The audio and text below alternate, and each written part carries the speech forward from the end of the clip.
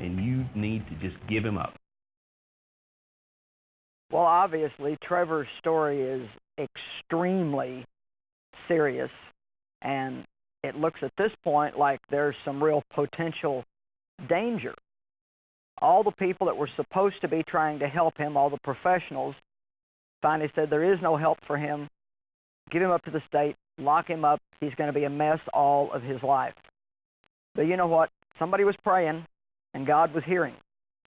And you're going to find out a little bit later that the story doesn't stay so bad. We haven't shown you the end yet, but we will show you that as time goes by. However, I want to stop right here and just say maybe you're in a situation right now that might not be as bad as Trevor's, but maybe you've got some kind of devastating circumstance going on in your life, or maybe you're dealing with some problems with a child, or it's a marriage situation, or a financial situation, or a health situation, whatever it might be. And I do know for sure that one thing that the devil will try to tell you over and over and over and over again is there's no hope. No matter what you do, nothing is ever going to change. And I want to say to you right now, loud and clear, that the only thing that never changes is God. God never changes, but God can change everything else. Actually, I want to say that to you again because I feel like it's really important. The enemy wants you to think there's no hope, that nothing's ever going to change. But if you'll put your trust in God and you keep praying, as long as you're praying, God is working. And so the only thing that never changes is God. He never changes, but He can change anything. All things are possible with God. Now, some way, somehow, the enemy had definitely gotten a stronghold in Trevor's life, in his mind. And it was manifesting in very violent behavior, the kind of behavior that you would think, well, my gosh, this looks like it could be very, very bad. But thankfully, he had parents that wouldn't give up, and a God that wouldn't give up on him. And eventually, some things really changed for the better. I want you to know today that no matter what kind of a situation you're in, if you won't give up, that things can change. Hope. We talk a lot about faith, but I don't even really believe that you can have faith without hope. It's kind of, to me, like, hope is like the springboard or the jumping board to faith, because hope is a confident expectation that something good is going to happen. And so when we say, you know what, I believe something good can happen, but it can only happen through God, now we're hopeful and we've put our faith in God. And even King David had to remind himself, the psalmist David had to remind himself that if he would just keep believing that something good would happen. I love Psalm 27:13. Listen to this. He says, what would have become of me had I not believed that I would see the Lord's goodness in the land of the living? And I really like that. He didn't say, I'm going to see the Lord's goodness, after I finally make it through life and I'm in heaven. We all know that that's going to be good, but we've got a long life to live, and we don't want this to be miserable. So he said, what would become of me had I not believed that I would see the Lord's goodness in the land of the living? And I encourage people all over the world to say, something good is going to happen to me today. I am expecting something good to happen to me today. I do that myself. Almost every morning during my prayer time, I'll say, God, I'm expecting you to do something outrageously wonderful today.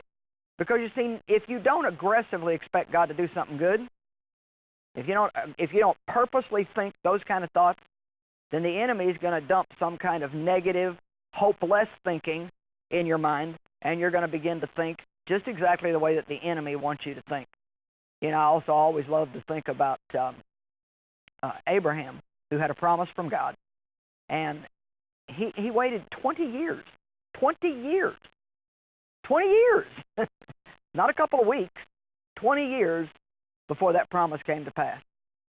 And during the course of time, I'm sure that there were many, many, many times when he thought, this is never going to happen.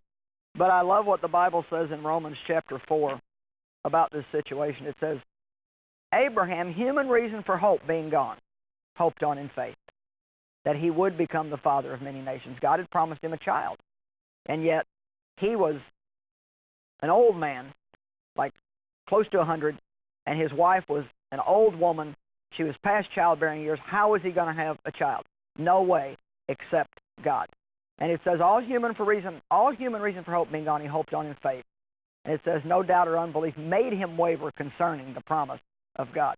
You know, I believe that doubt always presents itself, but something that I've found that I can do that will get rid of the doubt. Doubt will come, so I have to fight against it. You have to fight against it. Is just simply to say, I believe that God is working.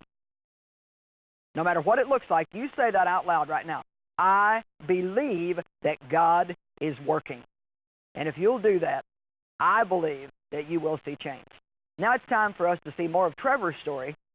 Remember, everybody told him that they just should give up.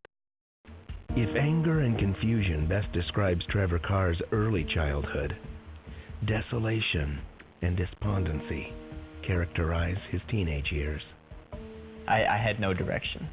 I was just drifting. I was just existing. Doing the social thing, the cool thing, doing drugs, doing alcohol, going to clubs, hooking up with girls. I would drink at least 12-pack of beer a night, hard liquor, weed, painkillers, muscle relaxers, sleeping pills. I'd mix all those together with the alcohol, with the weed. We're not sleeping at night. Trevor roams at nighttime, Trevor's roaming the halls. We can hear him. He doesn't sleep either. And obviously the whole family's not getting any rest or any sleep. We hear Trevor, he's going through things, or he's walking the hallways. After being told numerous times there's no way to help Trevor, his mother began reaching out to God for her son's deliverance. Everyone knew who Trevor was. Everyone knew who Trevor Carr was. And no one gave him the chance to prove different. God did. God always had a plan. So every night, faithfully, I would smoke weed before I went to sleep. I went and sit on the recliner, and I was, flipping through the stations. Turned Joyce Meyer on. She was preaching, and obviously my mind started wandering again. And the next thing I know, she's pointing at the TV screen, saying, "Look at this guy sitting on the recliner, not listening to a word I'm saying." And I was sitting on the recliner.